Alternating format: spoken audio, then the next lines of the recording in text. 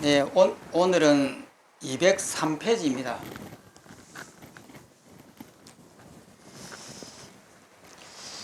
46번 마지막 깨달음. 돌을 닦는 사람은 무엇으로 깨달음을 삼습니까? 답이라 마지막 깨달음으로 깨달음을 삼는다. 문, 어떤 것이 마지막 깨달음입니까? 깨달을 것도 없고 깨달을 게 없다는 그 생각조차 없는 것, 이를 일러 마지막 깨달음이라고 한다. 그러니 우리가 깨달음이라고 하면은 뭔가 깨달을 것이 있고 어떤 깊은 경지가 있어야 되지 않느냐.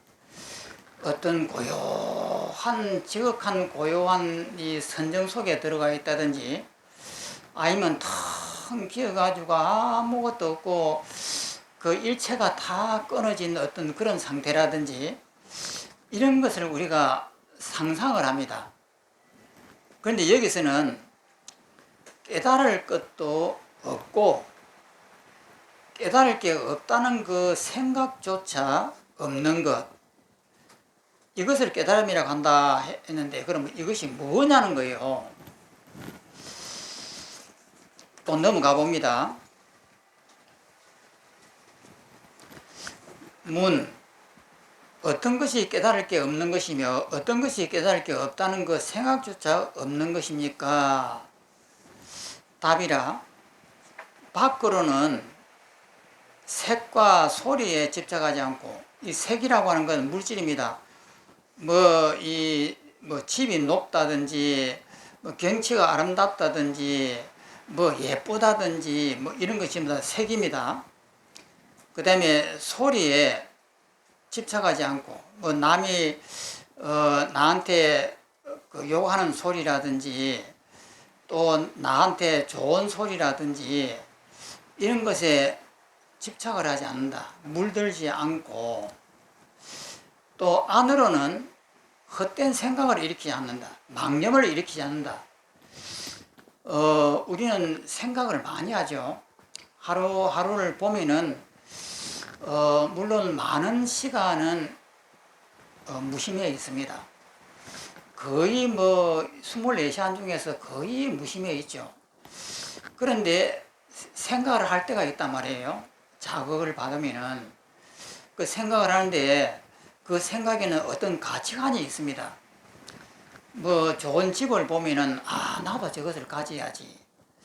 안 그러면 또 누가 나를 갖다 욕을 하게 되면은 속에서 화가 난다든지, 이런 것들이 전부 다 헛된 생각이에요. 망령된 생각이다 이 말이에요.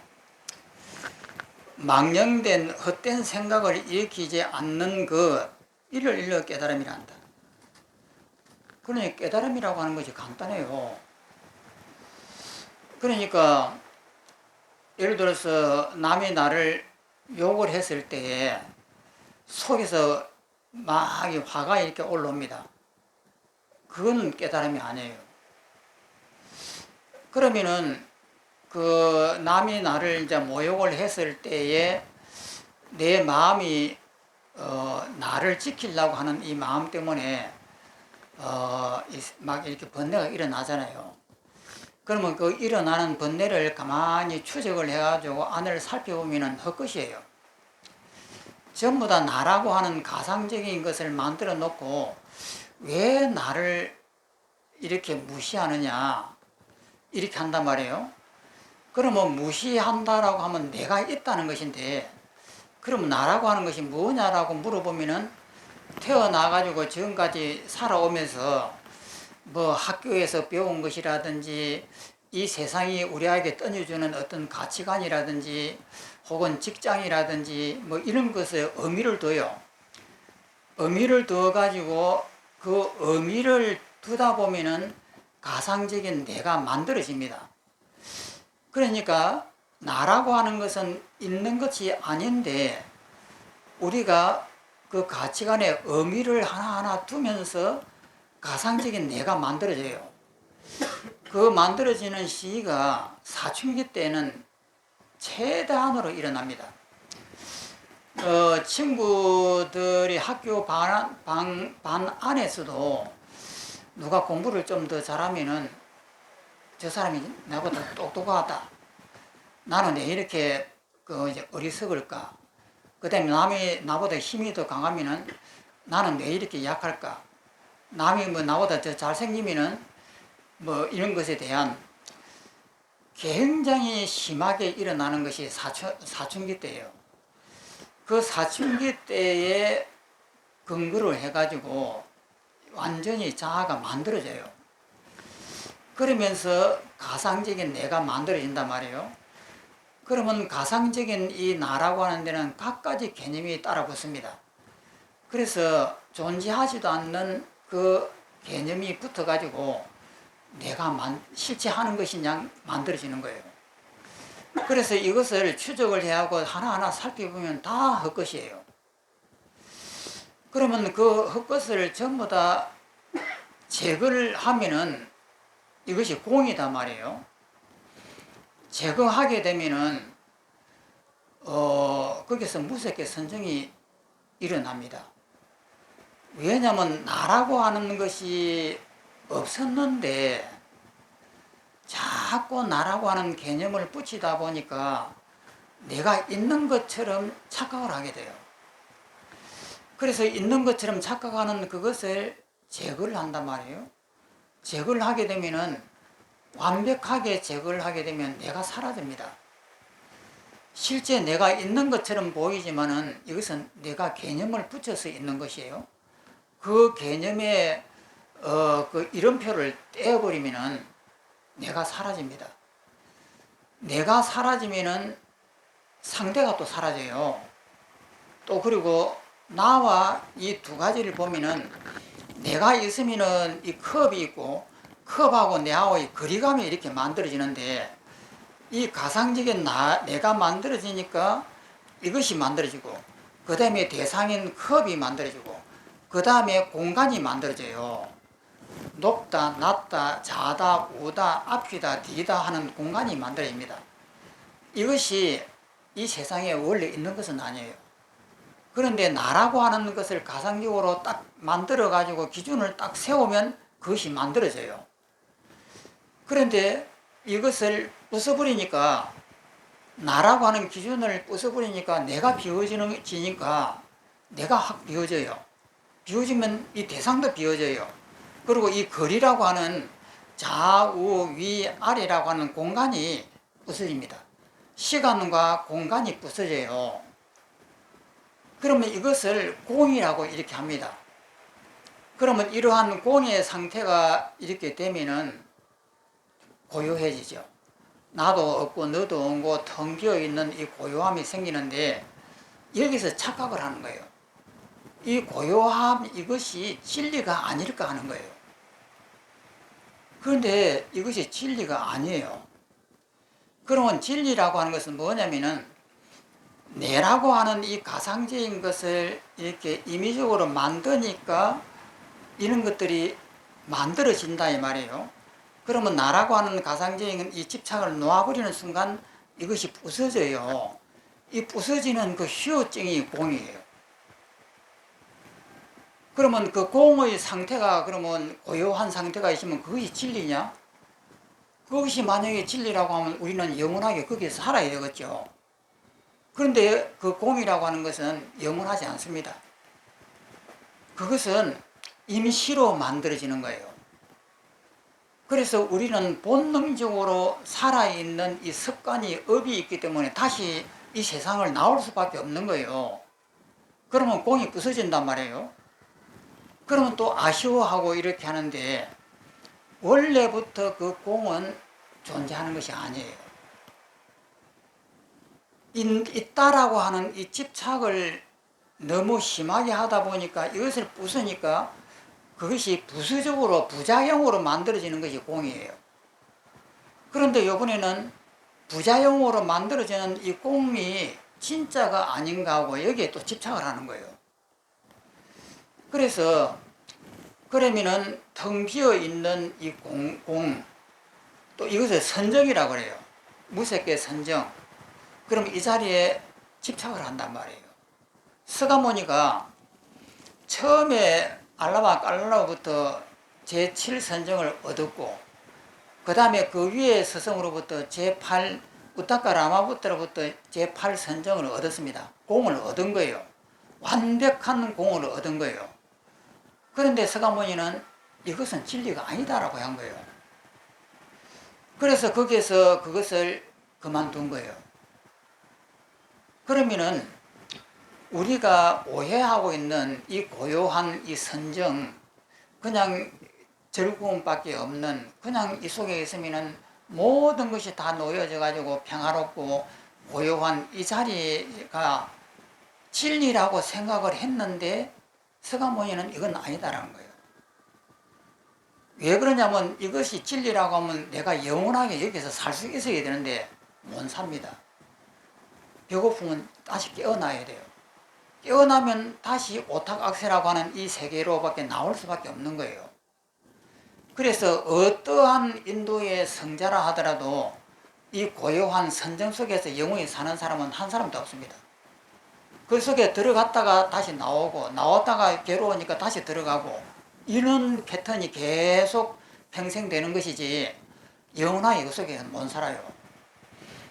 그러면은 이 공이라고 하는 이것도 결국은 번뇌다 이 말이에요. 그런데 서가모니가 발견한 것은 뭐냐면은 이 공을 통해 가지고 이것이 허상이라고 하는 것을 발견을 한 거예요. 여태까지는 우리가 이것이 진짜 있다라고 보고 내가 진짜 있다라고 이렇게 봤는데 그것이 아니라고 하는 것을 확인을 한 거예요. 그러면은 공이라고 하는 것은 이것이 허상이라고 하는 것을 밝혀주는 아주 중요한 요소예요. 이 허상이라고 하는 것을 밝혀주는 아주 중요한 수행인데, 이 중요한 수행이지만은 이것도 가상적이다 이 말이에요. 이 공도. 그래서 이것이 허상이라고 하는 것을 완전히 알았으면은 공을 놓아버려야 돼요. 그런데 우리는 뗏목을 타고 이 강을 건너 가지고 저 언덕에 갔는데, 언덕에 갔으면 당연하게 뗏목을 버려버려야 되거든요. 그런데 사람은 이 뗏목을 못 버리고 이 뗏목이 진리인 줄 알고 같이 가려고 그래요. 그래서 이런 비유를 통해 가지고 뗏목이 이 우리를 갖다가 저 언덕에 데려다 주었으면은 뗏목의 역할은 끝났다. 그 집착하지 말고 버리라라고 무수하게 경전에서 이야기를 합니다만은 이 말의 진짜를 모르는 거예요.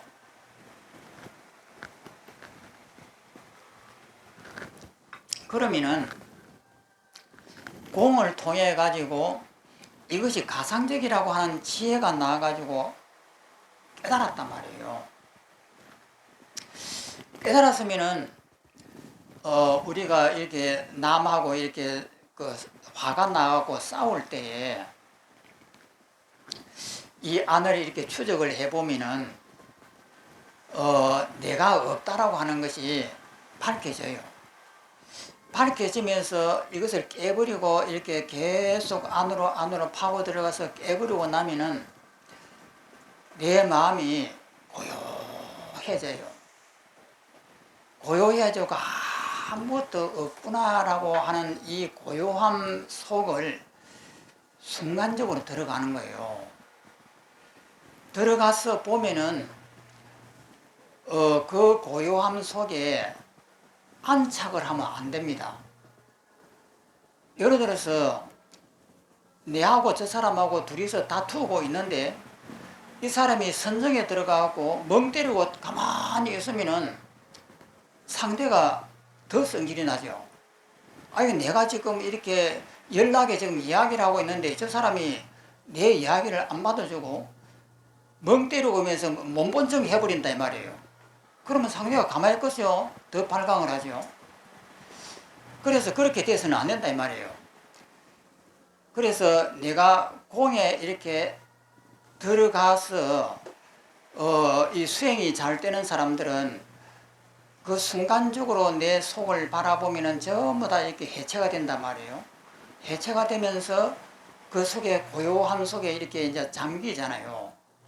지금도 이런 이야기를 들으면서 이 감이 잡히잖아요. 모든 것을 다 이 해체하고 부숴버리고 나면은 그 속은 고요하겠다. 그런데 진짜 그 고요한 속에 수행이 잘 된 사람은 그 자리에서 빠져서 그 고요한 무색의 선정에 빠져요. 그런데 빠지려고 하는 그것을 못 빠지게 하고 다시 정신 차리면은 눈앞에 상대가 있잖아요.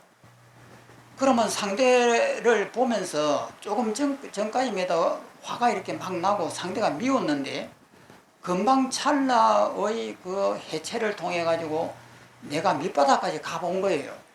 그냥 아무렇지 않는 이 상태를 경험을 하고 난 다음에 다시 상대를 보면서 상대가 이번에 발광을 하면서 막 이렇게 난리를 치니까 난리를 치는 그 상대를 보면서 내 마음이 편안해지는 거예요. 저거 아무것도 아닌데 왜 저 사람이 이렇게 할까? 거기에서 나와 그 사람과의 관계를 더 아름답게 만들고 더 이상 원수가 안 되게끔 내가 그래 내가 잘 못했구만 하면서 이렇게 서로 사이좋게 화해를 하면서 이 둘의 관계를 그 이렇게 좋게 만들어 나가는 것 이것이 진리예요. 그래서 그 사람하고 내하고의 관계를 그 싸우기 전에처럼 이렇게 서로 화해롭게 하고 내 그 잘못했어 이렇게 사과하면서 내가 잘 못한 것도 없다 하더라도 아 그럴 수 있겠구만 이렇게 하면서 받아주면서 평화롭게 만들어 나가서 서로가 화해롭게 하는 것 그러면서 내 마음은 고요하단 말이에요. 그러면 이 상태가 이렇게 되는 것이 이것이 깨달음이에요. 그런데 대부분의 이 공이라든지 선정이라든지 왜 그 선정이 어떻게 들어가지? 그 공이 어떻게 들어가지? 안 들어가 본 분들은 여기에 미련이 있는 거예요. 그래서 이것을 어떻게 해서든 이 공을 만들어 보고 싶고 이 선정에 들어가서 그 고요함 속에 잠겨 보고 싶고 이렇게 하니까 그런 것을 얻는 것을 최고의 목표로 삼는단 말이에요. 그러니까 공부가 자꾸 어긋나는 거예요. 그래서 여기서 말씀하는 것은 그 고요한 선정이라든지 공은 방편이에요, 방편. 그 속에 우리는 영원히 이룰 수가 없습니다. 그것도 번뇌단 말이에요. 그래서 그 속에 있지 말고 일상생활에 나오면서 그 상대가 나를 미워할 때 미워하는 그것이 허상인 줄 알게 되면은 내 마음이 고요해지는 거예요.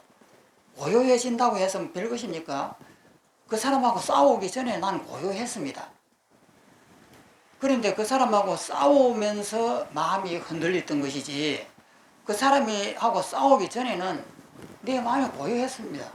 우리는 하루 종일 고요합니다. 24시간 중에서 번뇌가 일어나는 것은 하루에 한 30분이나 많아봐야 1시간입니다.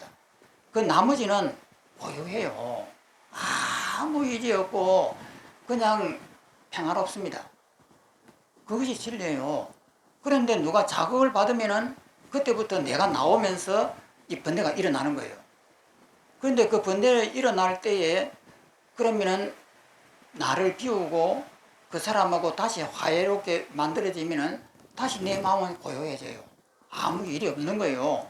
다시 서로가 친구가 돼가지고 그렇거니 뭐거니 하면서 서로 이렇게 화해롭게 하면은 내 마음은 편안해진단 말이에요. 이것이 진리예요. 그래서 이 책의 마지막 부분에 진리가 무엇인지 이때까지 앞에서 공을 얻어야 된다, 선정을 얻어야 된다, 뭔가 정진을 해야 된다 하고 많이 말을 하고 했다가 마지막 편에서는 그거 전부 다 방패이라고 이야기하는 거예요. 그래서 번뇌적 보리다라고 하는 이 말이 이것이 진리인 거예요. 그러면 번뇌적 보리라고 하는 이 번뇌 이것이 진리라고 하는 것이 우리가 깨달으면 되는데 숙세의 업이 너무 두텁다 보니까 이것이 안 되는 거예요. 그러니까 죽음이 앞에 눈앞에 왔단 말이에요. 사형을 이제 당하는 이런 엄청난 이런 이 번뇌 앞에 왔는데, 그러면 이 번뇌가 이것이 사라져야 되는데 내가 살려고 하는 욕망이 너무 강하다 보니까 가상적인 나를 만들어 놓은 거예요. 그러니까 번뇌가 막 일어나요. 그러면 번뇌가 일어나는데, 그럼 여기에서 어떻게 평상시처럼 무심이 될 수가 있느냐? 알고 보면 너무나 간단한 얘기인데 내 몸에 대한 집착이 너무 강하기 때문에 잘 안 된다 이 말이에요.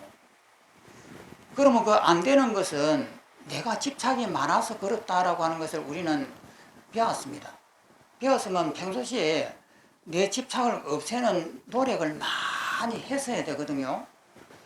그러면은 항상 이렇게 죽는 연습을 많이 하고 내 몸을 해체하는 연습을 많이 하고 집착을 놓아버리는 연습도 많이 하고 내 자존심이 무엇인지 내 명예가 무엇인지를 많이 보는 연습을 해가지고 이 몸에 대한 집착을 놓아버리는 이제 경지가 되면은 죽음이 와도 아무렇지도 않는 거예요. 그러면은 죽음이 왔는데 아무렇지 않다라고 하면은 보통 사람은 그것이 어떻게 가능하냐 이렇게 합니다. 그런데 수행을 많이 하게 되면은 그것이 가능해진단 말이에요. 그러면은 이 속에 깊은 선정이 필요하고 이 속에 뭐 무색의 선정이니 공이니 이런 것이 필요할 필요가 아무것도 없는 거예요. 무색의 선정이다 공이다 하는 것은 집착을 너무 많이 하니까 그 집착을 빼기 위한 방편으로 그런 수행을 했습니다. 했지만은 이것이 죽음이 와도 내가 아무렇지도 않는 경지가 되면은 이 공은 필요 없는 거예요. 그냥 죽음이 와도 여여하고 누가 와서 나를 욕을 하고 바보를 하고 막 이렇게 해도 여여하고 하다고 하면은 공이니 선정이니 이런 것이 무슨 소용이 있습니까? 그런 건 전부 다 뗏목이다 이 말이에요. 이쪽 강에서 저쪽 언덕에 가기 위한 나를 데려다주는 도구에 불과한 거예요. 그런데 이 도구에 잘못하면 집착을 해가지고 무수한 수행자들이 이 도구에 집착을 합니다. 그리고 이것을 끝내 못 내려놓는 거예요. 그리고 도를 얻었다라고 하면 뭔가 선정에 딱 들고 뭔가 고요한 상태에 딱 들어야 될 것이라고 이런 착각을 하는 거예요. 그러니까 공부가 계속 어려워진단 말이에요. 그래서 공부라고 하는 것을 정확하게 정견이 서야 됩니다.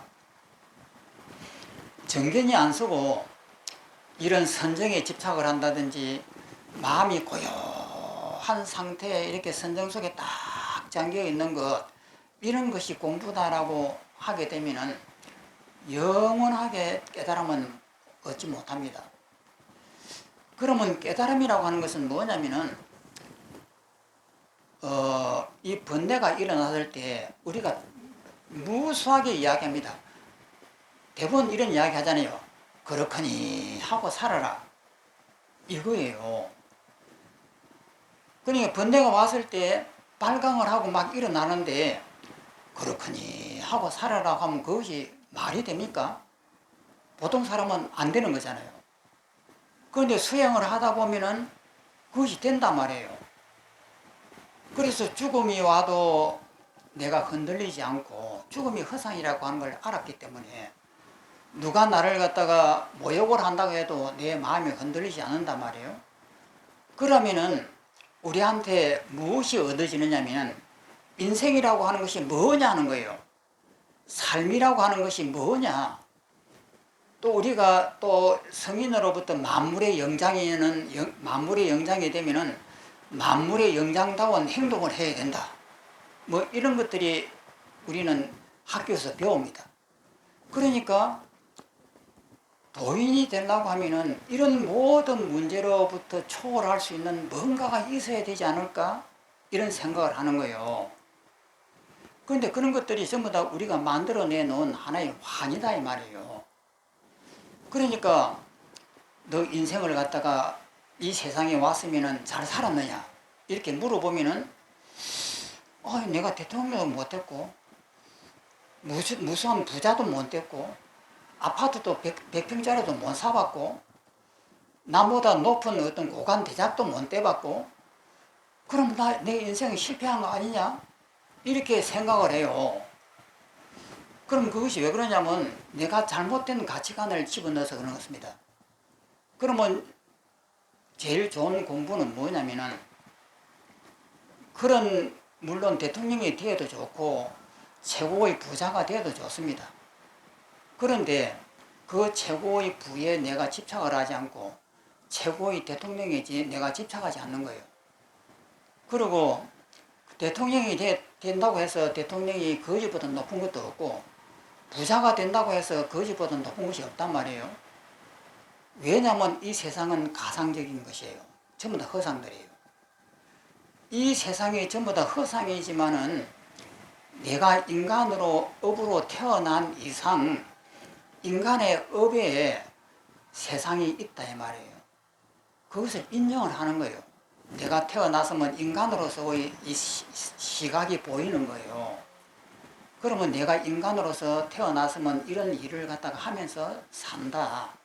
살지만 이건 허상이다. 이것을 정확하게 이해를 하게 되면은 삶에 대해서 미련이 없는 거예요. 그리고 내 삶이 굉장히 잘 사는 겁니다. 내가 내 나름대로 여태까지 잘 살아왔다. 그거 발견하는 거예요. 내가 남들한테 모자라고 공부도 못하고 남한테 학교에서도 왕따가 당하고 항상 뒤처지고 나는 왜 이런 삶을 살고 나는 왜 이렇게 바보스러울까 자기를 막 이렇게 뉘우치고 이렇게 했던 이것이 끝나버리는 거예요. 왜냐하면 공부 잘하는 것이 가치관이 아니니까. 그러면 이 세상의 가치관이 뭐냐면은 어떤 그 개념에 대한 의미가 허상인 줄 알고 이 세상을 열심히 살기 때문에 거지로서 열심히 살아도 되고 대통령으로서 열심히 살아도 되고 거기에 의미가 있는 것은 아니에요. 그렇지만 우리의 업으로서 열심히 산다 이 말이에요. 그럼 아무것도 안 하고 맨날 빈들빈들 놀면서 잠이나 자는 것은 어떠냐? 그것도 훌륭한 삶이죠. 그래서 이런 가치관들이 전부 다 해결이 돼야 돼요.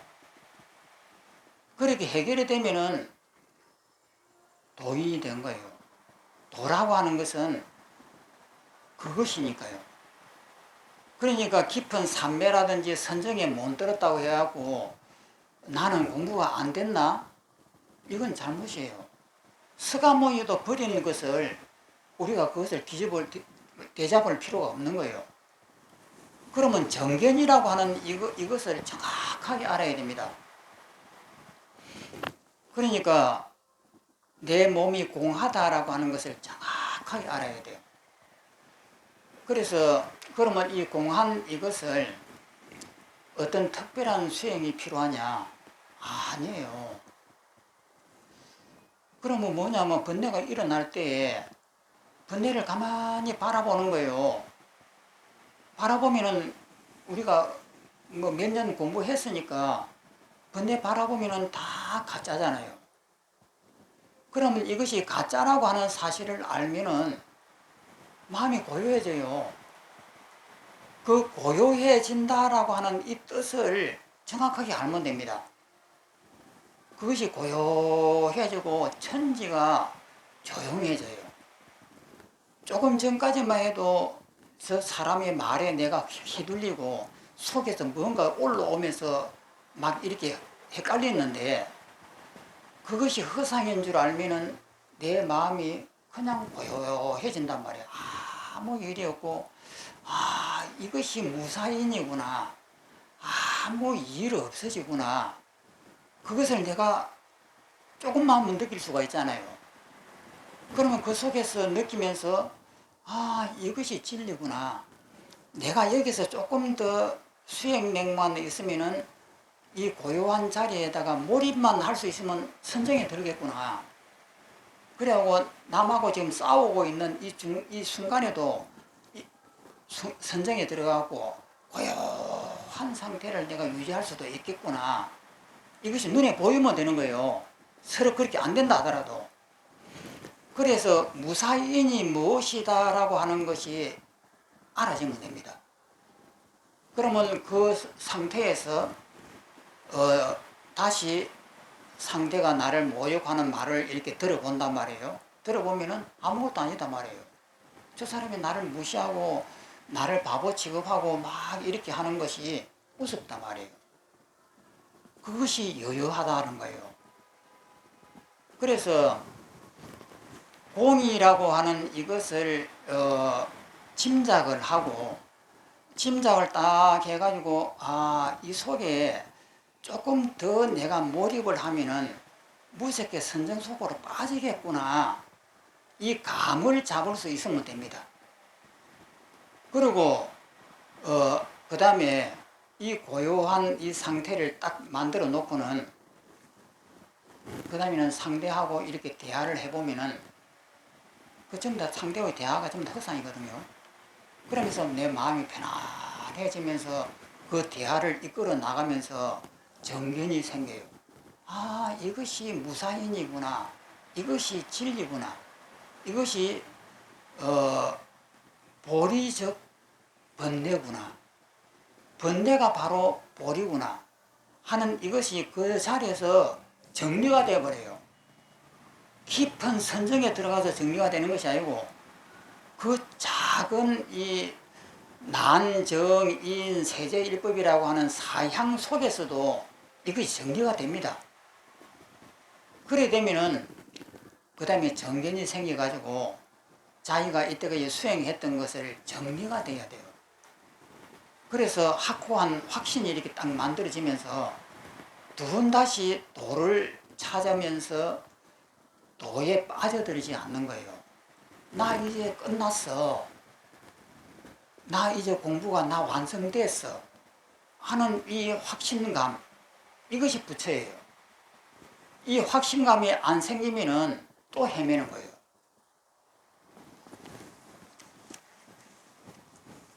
그래서 여기서 밖으로는 밖으로는 색과 소리에 집착하지 않고 안으로는 어떤 생각을 일으키지 않는 것, 이를 일러 깨달음이라 한다. 깨달음을 얻었을 때 깨달음을 얻었다는 생각을 내지 않는 것, 이를 일러 깨달을 게 없는 것이라고 하고, 이 깨달을 게 없는 것을 얻었을 때 또한 깨달을 게 없는 것이라는 생각을 내지 않는 것, 이를 일러 깨달을 게 없다는 그 생각조차 없는 것이다. 그러니까 성취가 되면은 별 것이 하나도 없단 말이에요. 그냥 일상생활을 이렇게 사는 거예요. 그냥 일상생활을 살아가면서 남하고 싸우고 욕하고 내가 또 집착을 해가지고 욕심을 내고 이런 일상생활을 똑같이 하는 거예요. 하는데 이제는 내가 정견이 딱 섰기 때문에 두 번 다시 도가 무엇인지에 대해서 갈등을 안 한다 이 말이에요. 이것이 정말 도구나. 모든 것이 허상이고 꿈이라고 하는 것을 정확하게 알면서 이 세상 사람들과 같이 어깨를 같이 맞대면서 평안하게 살아가는 거예요. 살아가면서 내가 죽을 때가 되면은 미련이 없는 거예요. 그런데 죽을 때가 되면은 또 미련이 생기면 안 된단 말이에요. 저번에 다낭 여행을 갔을 때 그 틱광덕 스님, 그 분신한 스님 그 절을 가봤는데 심장이 지금도 그 있더라고요. 심장이 불이 안 타고.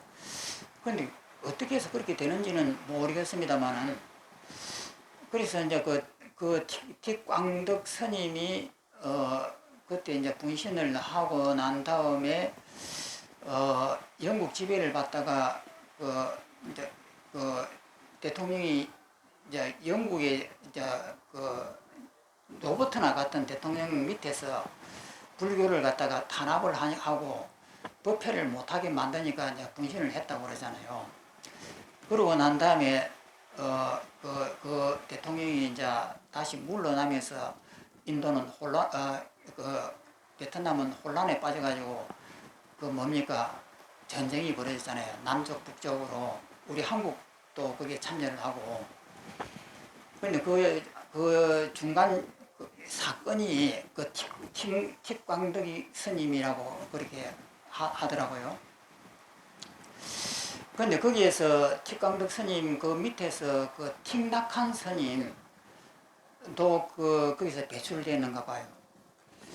그런데 그 심장을 이렇게 보고, 물론 이제 그 스님이 그때 당시에 자가용을 몰고 그게 그 분신하는 데까지 갔다라고 하면은 보통 그 시골 촌뜨기는 아니에요. 굉장히 사회 활동을 많이 하는 그런 스님이었던 것 같아요. 그런데 그 스님이 그 분신을 할 때 어떤 마음이었을까? 분신이면 엄청나게 고통스럽고 아플 텐데, 그런 것을 이제 하려고 마음을 먹으면은 마음이 편안해 이제 져야 되잖아요. 그럼 편안해지고, 이 몸이라고 하는 것은 헛상이다. 그 불에 타가지고 한 5분 정도 정신이 잃어버리기까지 그 통증과 그 어려움이 있을 텐데, 이제 그 속에서도 이 모든 것이 다 공이다라고 이제 생각을 했겠죠. 이제 그렇게 되면은 이 모든 것이 하나의 환이고 꿈이다 이 말이에요. 꿈이니까 내가 죽는다고 하더라도 이것이 미래에 남는 것도 아니고, 더 산다고 하더라도 또 이것이 또 미래에 남는 것도 아니다 말이에요. 그러니까 일체가 다 꿈이고 환이다라고 하는 그 강한 확신이에요. 그러니까 우리가 공부를 하는 것은 일체가 다 꿈이고 환이다라고 하는 그 확신을 가지는 것이거든요. 확신을 가지고 두 번 다시 이 세상에 대한 가치관에 미련을 두지 않는 거예요. 어떻게 살아야 되는가 하는 이런 질문들에 대해서 완벽하게 내가 그 해답을 갖고 있어야 돼요. 그리고 내가 어떠한 삶을 살더라도 내가 올바른 삶을 살고 있다라고 하는 강한 자부심, 그것이 없으면은 안 됩니다. 그래서 우리가 공부를 해가지고 도를 얻는다고 하는 것은 이 모든 것이 해결돼야 돼요. 정리가 다 되고, 누가 나한테 묻더라도 떳떳하게 대답을 할 수가 있어야 되고, 도라고 하는 것이 무엇이다 라고 하는 것은 내가 정리가 이렇게 딱 되어 있어야 돼요. 그리고 확고부동한 내 확신이 서야 되는 거예요. 그렇게 되면 이것이 공부가 끝난 것입니다. 그런데 이것이 안 되고 엉뚱한 공이다 삼매다 하는데 신경을 두게 되면 공부가 계속 어긋나는 거예요.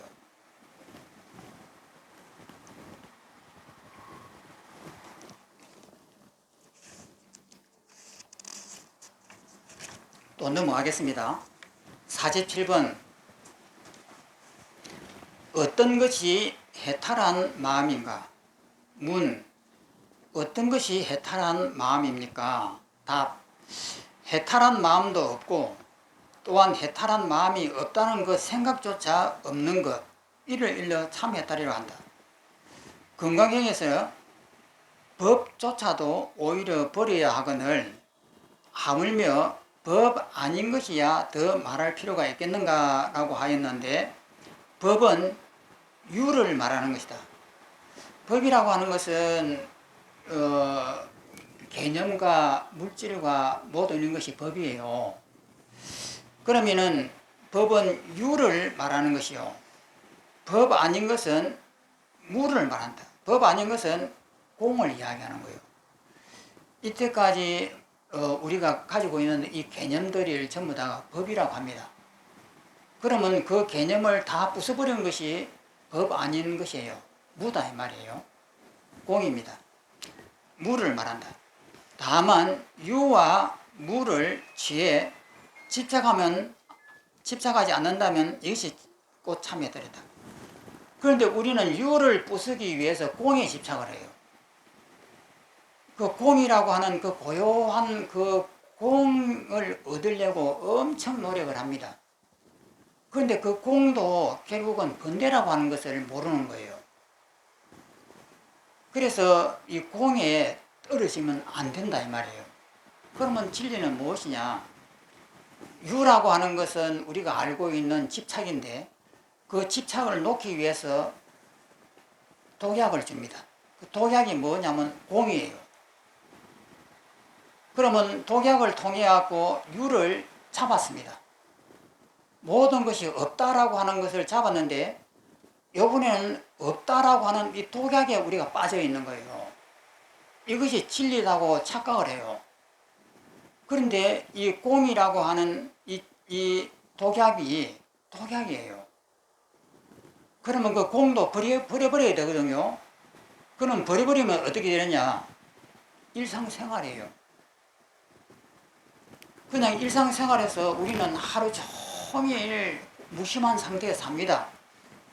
아침에 일어나가지고 저녁에 잠잘 때까지 항상 마음이 편해요. 어떤 번뇌도 안 일어나는데 어쩌다가 잘못돼가지고 좋은 그 옷을 하나 본다든지 뭔 좋은 것을 하나 보게 되면 마음에서 아이고 저거 가지고 싶어 하는 순간에 번뇌가 일어나버려요. 그러니까 하루 종일 무심한 상태를 살다가 뭔가 자극을 받아가 내한테 맞는 어떤 자극을 딱 맞으면은 번뇌가 일어난단 말이에요. 그러면 그때 잠깐 번뇌 속에 쌓여요. 그런데 그것이 해결되고 나면 또다시 무심해요. 그러니까 우리는 하루 종일 거의 23시간을 무심한 상태에 살아요. 사는데 번뇌가 일어날 때마다 무심을 잃어버려요. 그래서 누가 나를 갖다 바보라고 모욕을 하면은 이 무심 상태가 깨져버립니다. 그러니까 속에서 부해가 막 일어나면서 내가 막 나온단 말이에요. 그래갖고 한바탕 싸우고 난 다음에 씩씩거리다가 시간이 지나면 다시 무심해져요. 무심해지다가 또 뭔가 자극을 받아갖고 아까 싸웠던 것을 생각하면은 또다시 번뇌가 일어나요. 그러니까 우리는 하루 종일 무심 상태에 삽니다. 사는데 간혹 가다가 이것이 무심이 안 되고 번뇌가 일어나는데 이 작은 번뇌 하나 때문에 우리가 하루 종일 무심 상태에 있다라고 하는 그것조차도 잊어버려요. 나는 하루 종일 번뇌 속에 쌓여 있다라고 이렇게 착각을 한단 말이에요. 또 넘어가겠습니다. 48번.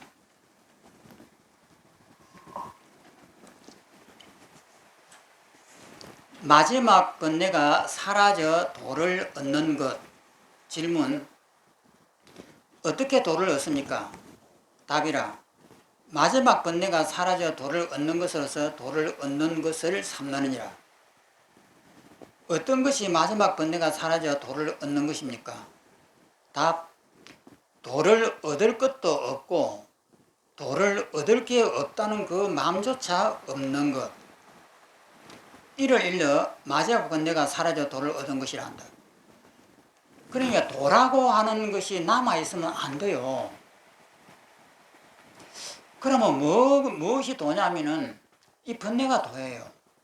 막 싸우고 번뇌 일으키고 하는 이거 외에는 도가 없습니다. 그런데 이것을 모르고 고요한 상태다, 공한 상태다, 어떤 특수한 상태에 이런 것을 도라고 착각을 한단 말이에요. 그러면은 우리가 이제 그 일상생활 속에서 가만히 번뇌가 안 일어날 때를 보십시오. 번뇌를 안 일어날 때 자기 마음을 보면 번뇌가 일어나요. 그러니까 무심할 때는 그냥 무심하게 잘 지내는데 내가 무심한지 어떤지 하고 보려고 보면 번뇌가 일어나요. 생각을 일으키는 순간 번뇌가 일어난단 말이에요. 그런데 생각을 안 일으키면 번뇌가 안 일어나죠. 그러면 생각을 일으킬 때에 번뇌가 일어나면 바로 죽어야 됩니다. 자기를 해체하는 이 번뇌를 일으켰으니까 어쩔 수 없이 해체를 해야 돼요. 그래서 해체를 내가 하는데 이것이 수행이 잘 된 사람은 즉시에서 해체가 돼버리는 사람은 부처님이고, 그것이 안 되는 사람은 이제 수행자죠. 그러니까 마음이 평소에 고요하게 잘 살다가 내 마음이 고요한 거 어떤 게 한번 봐야 되겠네 하고 딱 보려고 하는 순간에 번뇌가 일어나는 거예요. 그러면 일어나는 그것을 보면서 바로 이것을 해체를 해가지고 평정한 상태를 만들 수가 있으면 되는 거예요. 그렇기 때문에 이 상태에서 딱 돌아가고 내 마음을 딱 보는 순간에 고요한 선정과 같은 그 속에 순식간에 이렇게 탁 들어갈 수가 있으면 됩니다. 그것이 안 되면은 사이향이 돼가지고 약간의 좀 거친 그 마음이 있지만은 이렇게 해서 비어 있구나, 아무렇지도 않구나, 이렇게 되는 거예요.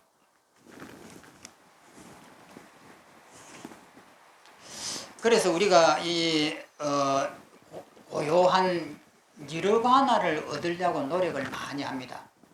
열반이라고 해서 이게 최고의 니르바나다라고 이렇게 어떤 그 도에 대해서 이렇게 생각을 하는데, 니르바나라고 하면은 우리는 고요하게 아무 번뇌가 안 일어나는 그 고요함을 이렇게 생각을 해요. 그런데 싸우면서 그 상태를 만들어야 되는 거예요.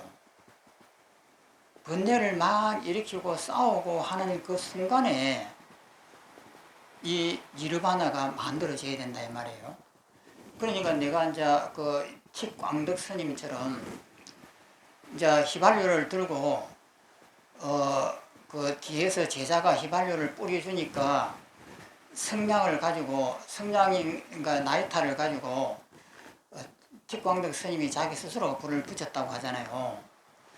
그러면 그 순간에 불이 확 타오를 때 두렵고 고통스럽고 이런 이제 그 생각이 일어나겠죠.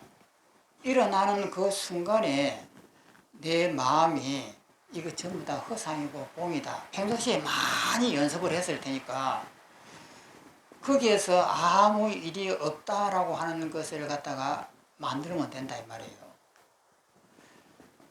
그렇게 되면은 하루 종일 어떤 일이 있어도 나는 고요한 거예요.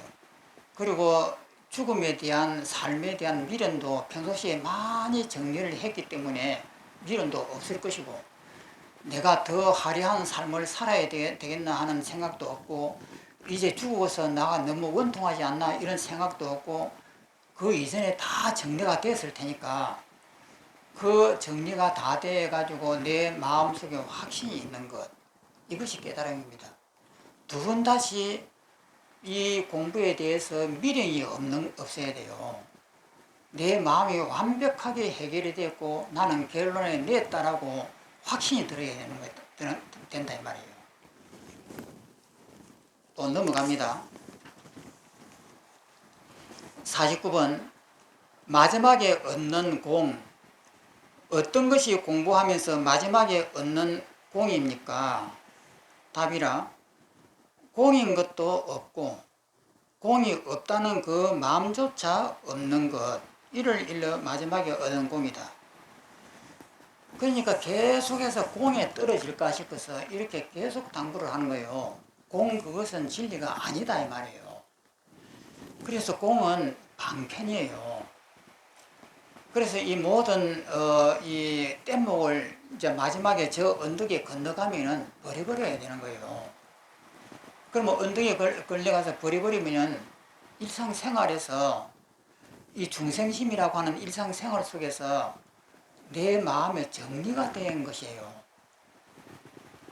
그러니까 도가 무엇인지 완벽하게 정리가 되어가지고 어떤 것에 대한 의문과 의심이 들지 않아야 돼요.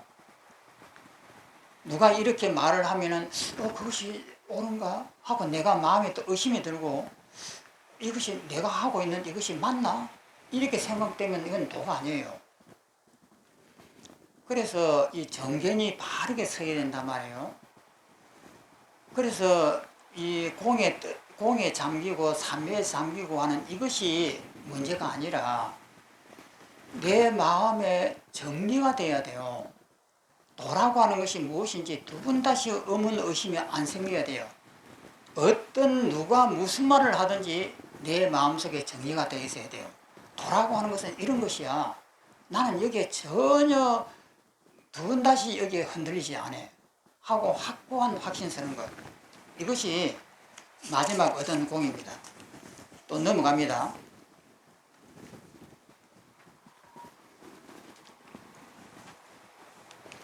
진여의 선정. 어떤 것이 진여의 선정입니까? 진여라고 하는 건 진리입니다. 선정인 것도 없고 선정이 없다는 그 마음조차 없는 것, 곧 이를 일러 진여의 선정이라 한다. 선정에 들어가 있으라는 뜻이 아니에요. 그러면 선정에 이렇게 들어가 있으면 마음은 고요하죠. 그러면 그 선정이 평생에 유지되느냐 하면 안 돼요. 다시 깨어나야 돼요. 깨어나면 현실 세계가 다시 나타난단 말이에요. 그 선정에 들어가면은 이 번뇌가 일어나면 번뇌가 무엇인지 이런 관찰과 분석을 안 해보고 선정 위주로만 살았던 사람은 그것이 안 돼요. 선정이라고 하는 것을 계속 유지하면서 일상생활 속에서 남의 말에 내가 안 딸려가는 연습을 계속 하는 것이 공부예요.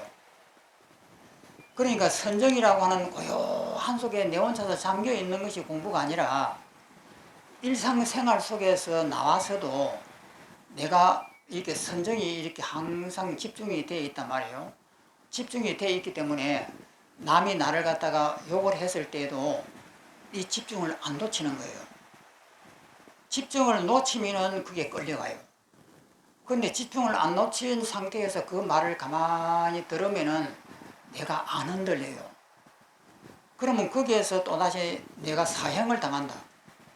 사형을 당할 때에도 이 고요한 이 선정을 쥐고 있으면은 그 사형을 당하는 그 두려움과 공포라든지 이런 것에 내가 전혀 끄달리 가지 않으면 되는 거예요.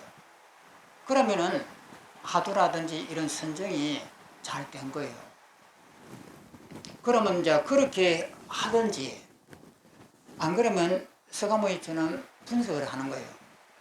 그래서 모든 것이 공하고 허상이라고 하는 것을 낱낱이 해체를 해갖고 분석을 해보면은 자동으로 고요해져요. 이렇게 하든지 이제 그 방법이 이렇게 두 개가 있단 말이에요. 그래서 우리는 이런 이제 서가모니의 방식대로 해체를 합니다. 해체를 하는데 무수하게 지금도 해체를 했는데도 번뇌가 일어나면 해체가 안 되고 내가 끌려간다. 이러면 저저먹고 특별 교육을 받아야 됩니다. 인도 요번에 45일인가 걸어서 1700km를 다닌다고 하는데 거기에 참여해가지고 이제 죽기 살기로 땀을 뻘뻘 흘리면서 내 마음이 죽어도 괜찮은가 이렇게 보든지 안 그러면은 저 바르나시 시체 화장터에 옆에 가갖고 낮에는 여행하고 밤에는 시체 옆에서 딱 앉아가지고 밤새도록 해체하는 수행을 하든지 어쨌든 이런 것이 이것을 평소시에 연습을 안 해하고 잘 안 된다고 하면은 좀 특별하게 관리가 필요해요. 그 해체하는 연습을 많이 해야 되고 내가 이렇게 죽음에 이르렀을 때도 내가 여유한가를 계속 봐야 되고 이런 수행이 필요합니다. 이런 수행이 안 되면은 저 40몇을 따라갔어요.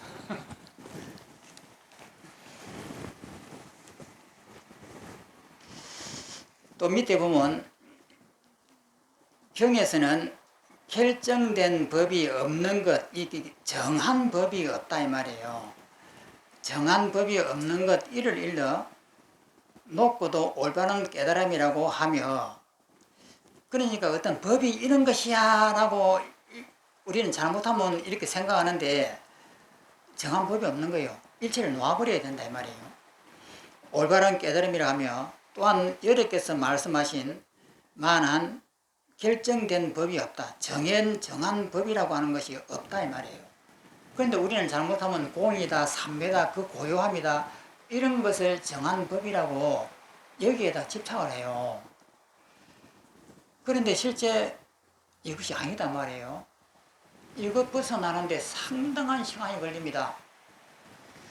그리고 이 공을 닦으려고 하는 사람들도 여기에서 못 벗어나요.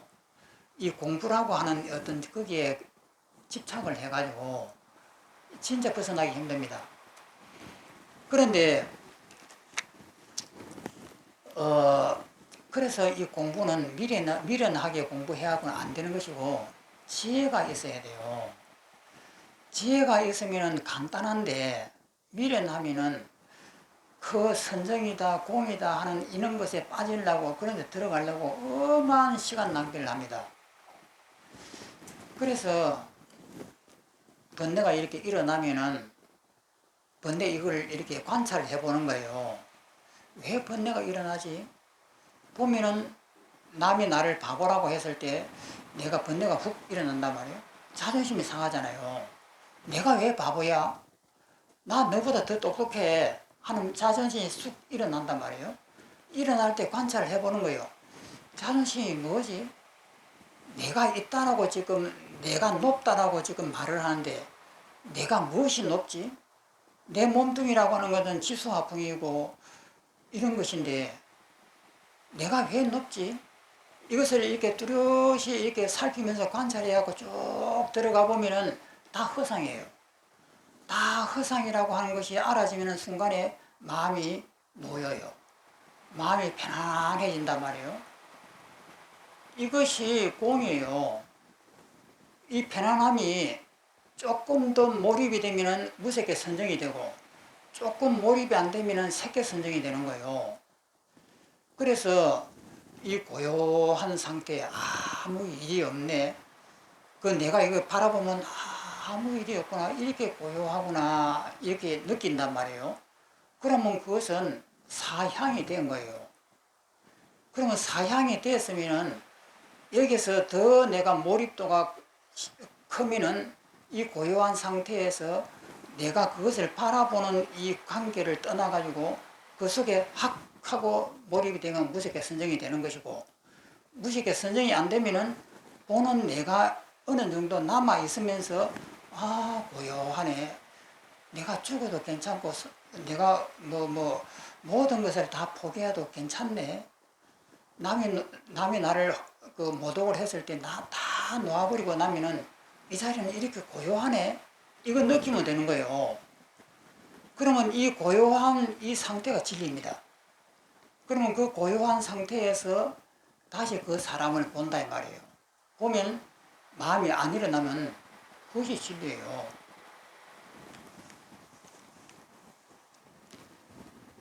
그래서 밑에 보면 경에서 공을 닦더라도 공으로서 깨달음을 삼아서는 안 된다. 많은 사람이 여기에 빠지죠. 공에 떨어져요. 공으로서 깨달음을 삼아서는 안 된다.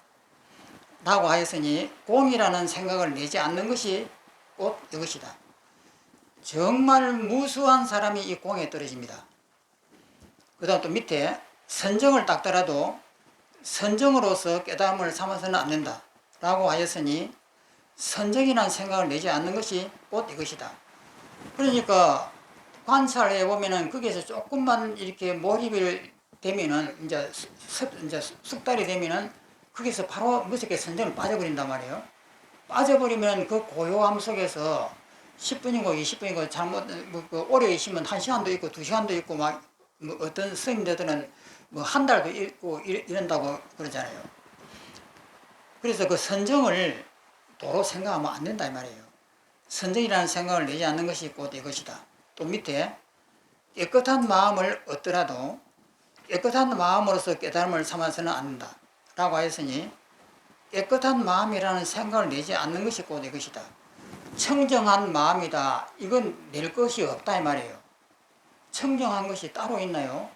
번뇌가 일어나는 이것을 바라보면은 이것이 청정한 것이에요.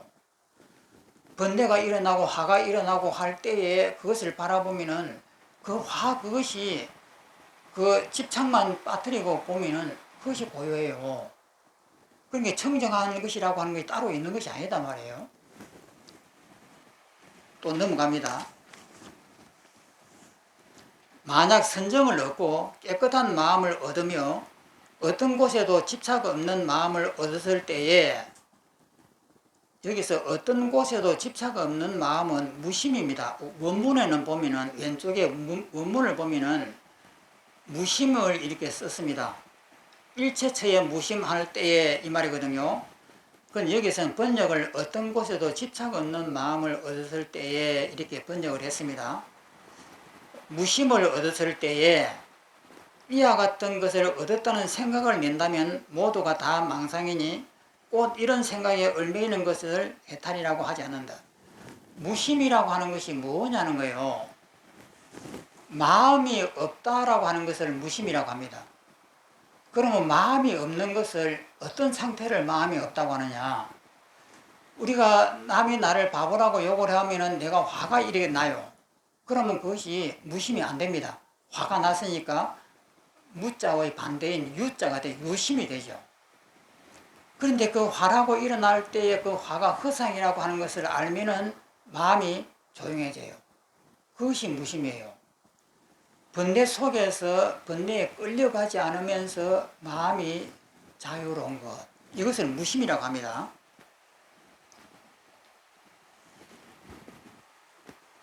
망상이니 곧 이런 생각에 얽매이는 것을 해탈이라고 하지 않는다. 또 밑에 보면은 만약 이와 같은 경계를 얻었을 때 분명히 스스로 알고 자제하되 곧 이런 것으로서 깨달음을 삼지 않고 또한 이러한 생각을 내지 않을 때라면 해탈을 얻은 것이다. 그러니까 이 고요하다라고 하는 그것에 빠지지 않는 것이에요. 그러니까 고요한 이 속에 빠지지 않고 일상생활 속에서 이 번뇌가 많이 일어나잖아요. 하루 종일 보면 요즘 같으면 덥기도 하고 짜증도 나고 이렇게 난단 말이에요. 그런데 왜 짜증이 나고 덥고 이런 게 짜증이 나느냐? 이 자기의 삶이 무엇인지 모르니까 그런 것이에요. 어떤 여기에다가 의미를 두고 있으니까 그런 거예요. 그러니까 이 삶이라고 하는 것은 더우면은 짜증이 날 수밖에 없지. 당연하게 없지. 허상이지만 우리 업이 이런 것에는 짜증을 나게끔 돼 있고, 나이가 젊었을 때는 좀 더 잘 참지만은 나이가 늙으면은 그것도 잘 못 참고, 이런 세상의 이치를 정확하게 아는 거예요. 선정에 들어가고 그것을 다 잊어버리는 것이 아니라 이런 것을 다 알면서도 여기에 내가 걸려가지 않는다 이 말이에요. 그러니까 삶이라고 하는 것이 무엇인지, 깨달음이라고 하는 것이 무엇인지 정확하게 알고 있다 이 말이지, 알고 있다는 그 말이지, 어떤 고요한 선정에 들어가고 이것을 탈피해가지고 내 마음이 아주 편안하고 고요한 상태에 있는 것을 말하는 것이 아니다 말이에요. 더우면 덥고 짜증이 나고 아이고 덥다 하고 아이고 막 이렇게 말을 하면서도 당연하게 여기는 거예요. 당연하게 여기면서 이것에 내가 불만을 안 하는 겁니다. 그런데 잘못 오해를 하게 되면은 이런 짜증나고 더위에서도 사람이 고요해야 되는 거 아니야? 일체가 다 놓아버리고 그 고요함이 편안한 상태가 돼야 되는 거 아닌가? 이렇게 오해를 한다 이 말이에요. 그런 상태를 만들려고 하니까 계속하게 부딪히는 거예요. 그러면 도라고 하는 것은 이 무더운 더위가 되면 짜증도 나고 덥고 막 화딱질도 나고 이것이 당연하게 여름이니까 당연하게 일어나지. 인생의 가치관을 이렇게 둔다 이 말이에요. 당연하게 번데가 일어나서 발 수가 없지. 아이고 더우니까 그럴 수 있지. 이렇게 하면서 내가 그 주위 환경에 대해서 불만이 없다 이 말이에요. 당연하게 일어나지. 이렇게 하라 이 말이에요.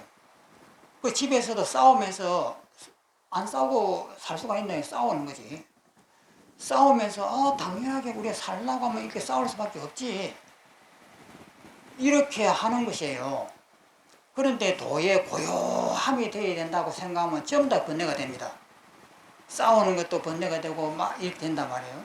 그런데 도를 얻었다고 하는 것은 인생이 무엇인지를 정확하게 알았다는 거예요.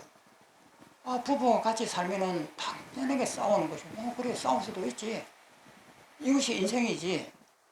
그러면서 편안한 어떤 부부의 편안한 사람들을 보면서, 나는 저 사람처럼 왜 못 살고, 이렇게 투닥거리면서 맨날 괴로워하고 이럴까? 이런 비교를 안 한다, 이 말이에요. 당연하게 싸울 일은 싸우고, 더울 일은 덥다, 이렇게 하고, 인정을 하면서 내가 갈등을 안 하는 거예요. 그러면 갈등을 안 하려고 하면은 정확하게 도가 무엇인지를 내가 알아야 돼요. 밑에 보면은 법구경에 이르기를 정진하려는 마음을 일으킨다면 이는 헛된 생각이다. 정진하려고 하는 이 특수한 어떤 이 더운 여름에 짜증이 나는데 여기서 이걸 피하려고 정진을 해갖고 고요한 삼매에 들어간다든지 이거 없는 세계에 들어가야만이 될 거 아닌가? 보통 이렇게 생각을 해요. 그러면은 끝없이 정진을 해야 돼요. 그런데 그것이 아니다 말이에요. 더우면 당연하게 더운 거예요. 그러면 덥다라고 하는 걸 인정을 해주면은 아이고 더우니까 이렇지. 그럼 편안해지는 거예요. 그런데 그 더운 것을 내가 못 견딘다고 하고 이것을 없애고 고요한 상태를 만들어야 되겠다라고 하니까 이것이 도가 어긋나는 것이다 이 말이에요. 참된 정진이 아니다. 만약 마음에 헛된 생각만 안 일으킨다면 참된 정진은 그 끝이 없느니라. 그러니까 헛된 생각을 일으키지 않고 더우면 더운 것을 인정해주고 부부가 이렇게 살면은 당연히 싸울 수밖에 없지. 인정을 해주고 그러면서도 이 세상이 꿈이고 환이라고 하는 것이 확실하기 때문에 내 인생에 대해서 두 번 다시 내가 갈등을 안 하는 거예요. 그래서 이것이 정리가 딱 된 것이 정견이라고 합니다. 정견은 선정도 아니고 공도 아니에요. 어떤 것에 대해서도 내가 의문, 의심이 다 없어져 가지고 두 번 다시 내 마음이 흔들리지 않는 것, 이것이 정견이에요. 오늘은 여기까지 하겠습니다. 그리고 다음 분이 이제 마지막입니다. 그리고 마지막이고, 이 책 끝나고 나면 그 다음에는 기신론으로 돌아옵니다. 기신론 전문에 몇 번 했죠? 한 번 했습니까? 기신론이 대성불교에서 그 진여라고 하는 이것을 주장하니까 조금 어떤 부처님 말씀하고는 조금 어긋나는 이는데 그것도 이제 보기를 잘 보면 됩니다. 그런데 이 기신론의 이 수행 체계가 너무 잘 되어 있는 것이에요. 그래서 이 수행 체계를 우리가 보면은 어떻게 하는 것이 수행 체계가 맞는가 하는 것을 정확하게 알 수가 있습니다. 그래서 다음에는 기신론을 하겠습니다. 자, 끝마치겠습니다.